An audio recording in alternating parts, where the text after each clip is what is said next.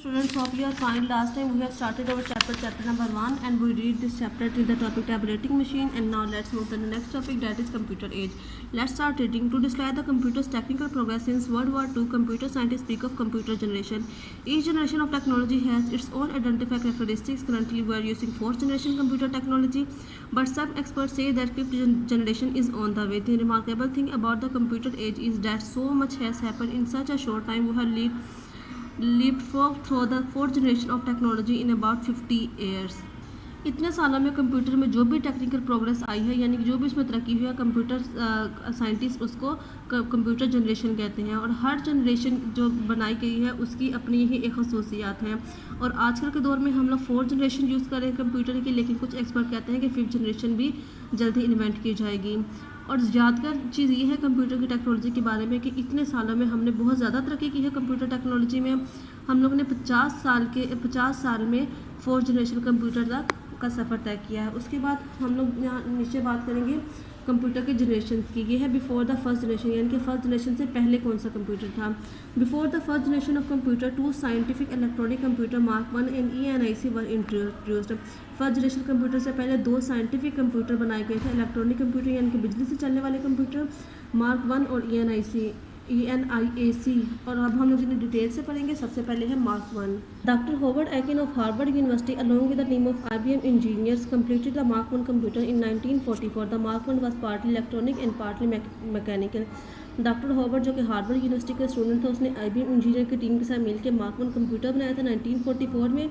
और ये mark 1 computer आधा इलेक्ट्रिक बिजली से चलने वाला था और आधा मैकेनिकल पावर से। It was 9 feet in height, इसकी हाइट 9 फीट थी और 55 फीट लॉन्ग था और एक स्लो कंप्यूटर था। It could perform 3 addition operation and 1 subtraction operation in 1 second. It took 3 to 5 seconds to perform a multiplication operation. Today's $5 pocket calculator outperformed the Mark 1.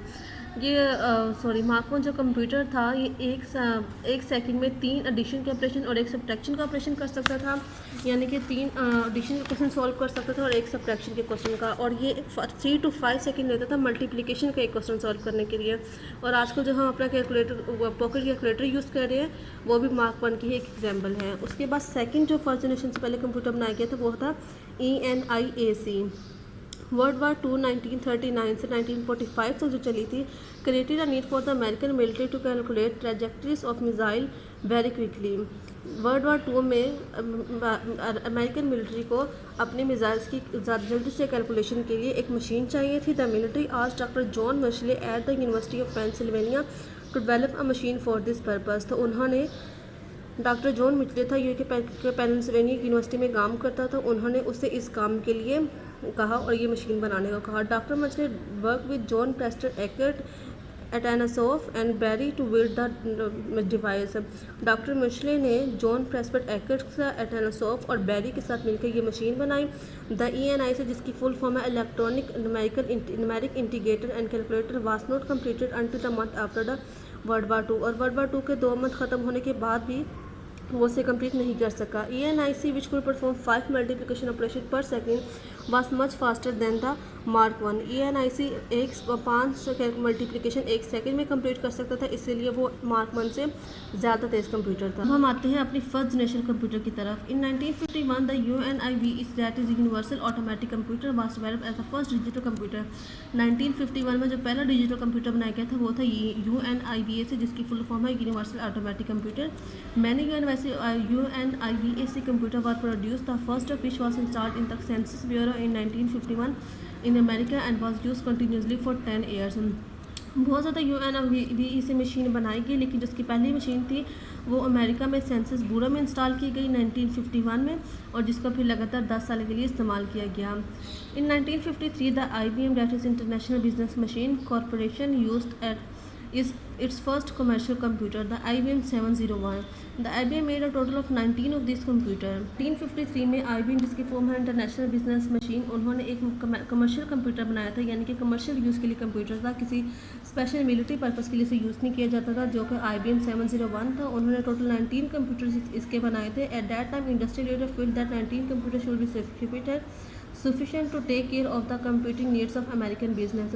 और उस time पे उनको ये लगता था कि 19 कंप्यूटर उनके अमेरिका के बिजनेस के कंप्यूटर की ज़रूरत को पूरी करने के लिए काफ़ी हैं। But this computer were not practical for most companies, लेकिन ये कंप्यूटर ज़्यादा प्रैक्टिकल नहीं थे काफ़ी कंपनीज के लिए, because they were very large in size, उनका साइज़ बहुत बड़ा था, स्लो इन वर्किंग, बहुत स्लो काम करते थे, मच एक्सपेंसिव, बहुत एक्सपेंसिव था, रिक्वायर्ड स्पेशल फैसिलिटीज़, और उनको यूज़ करने के लिए स्पेशल फैसिलिटीज़ की ज़रूरत थी, and highly train person to operate them, और उनको चलाने के लिए किसी एक बहुत ज़्यादा ट्रेन पर्सन की ज़रूरत होती थी। Sir they were not highly demanded, इसलिए उनकी डिमांड ज़्यादा नहीं थी।